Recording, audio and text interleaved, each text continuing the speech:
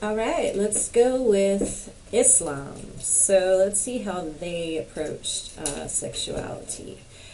So Islam is another religion that was happening at the same time as Taoism, Christianity, Hindu, the Kama Sutra time, and so now what we're on is Islam, and so they had a different belief. So if I was a guy, this is where I would want to live. So women were not really wives; they were property. So the more more money that a man had, the more wives he could have. So they had this concept of the harem, which were women's quarters. So men and women slept in different quarters. That would be an interesting discussion, right? How many of you believe that men and women, when they're married, should have separate rooms just to have their own space? I don't know. What do you think? So anyway, a harem is women's quarters, and the men had a separate quarter, and then their wives would, or the harem they would be fixed up one night, and a certain woman would be brought to him. So this is the eunuch, which is another interesting concept that I wanted to share with you, is they needed men to guard the women's quarters, but they didn't want the men to have sex with the women in the wives' quarters.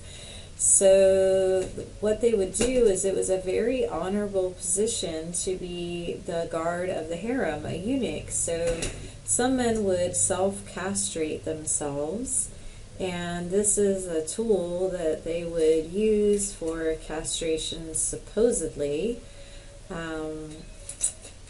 So some of you say, well, did this do the trick? So let's talk about that. So what castration means is, castration is removal of the penis, or removal of the testes, or removal of both.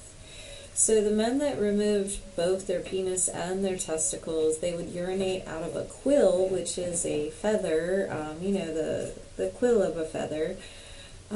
So kind of castration, it depends on when they're castrated. So if they were castrated very early, then probably they would not have a sex drive. But those that are castrated later, after they had had some sexual experience, probably even if they didn't have their testicles, even if they didn't have their penis, then they would still have a desire for women. And that's something to think about with child molesters. You can take drugs to self-castrate, you can take drugs that are a form of castration, like Depo-Provera, which is actually a birth control drug, is used for child molesters to lower their testosterone. Also, they can opt for self-castrate, or a castration procedure. But the problem is that we're not just run by hormones. So in many cases, this doesn't necessarily work well. So getting rid of someone's testicles is not a guarantee that their sex drive will be gone. It takes away the hormonal component, but there's always the mental component. Okay, so we were going over early Christianity, and now what I want to go over is, I want to go over the cult of the Virgin Mary, how this had an effect. So some time has passed since me discussing the rise of Christianity, and now we're going into the Holy Wars, the Crusades, where they're kind of battling against one another. Those kind of religions, different religions are battling against each other. They were fighting the Holy Wars, whose religion is best. So when kind of in the area where the Roman Empire used to be, they were going over and fighting the Crusades. And when they went over, there was a big cult called the Cult of the Virgin Mary. And so if you remember, St. Augustine had kind of set us up that women should be associated with Eve.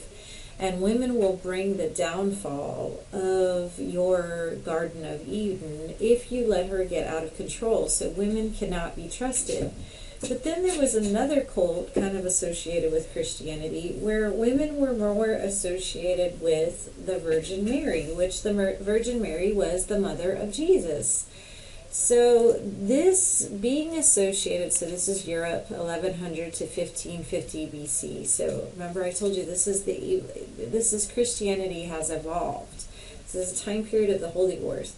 So in any case, by the men going off and fighting this and being exposed to this pretty large cult called the Cult of the Virgin Mary, women started being seen as someone that needed to be protected, like the mother figure, the saintly figure. And if you remember, Mary was a virgin. So loving a woman from afar, not taking her virginity, protecting her chastity, was something that became associated with this.